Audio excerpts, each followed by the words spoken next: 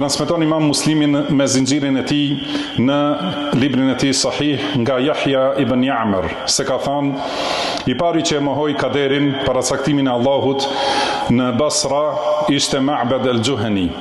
Unë dhe Humeid ibn Abdirrahman al-Himyari shkuam në Mekë për haxh ose për umre dhe tham, sikur ta takonim ndonjërin prej sahabeve të dërguarit Allahut sallallahu alaihi wasallam dhe ta pyesnim për fjalët që i thon këta në lidhje me kaderin. Patëm sukses ta takojmë Abdullah ibn Umar ibn al-Khattabin radhiyallahu anhuma duke hyrë në xhami. Unë dhe shoku im ju afruam nga të dy anët, njëri nga e djathta dhe tjetri nga ana e majt.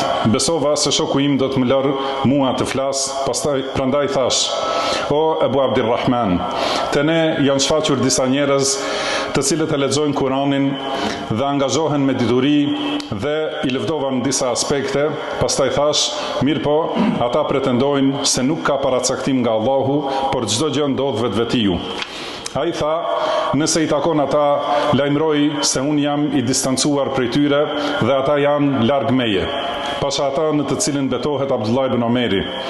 Nëse dikush prej tyre kishte poseduar flori sa mali i Uhudit dhe kishte dhënë lëmosh, Allahu nuk do t'ja pranonte derisa të besojë në kader.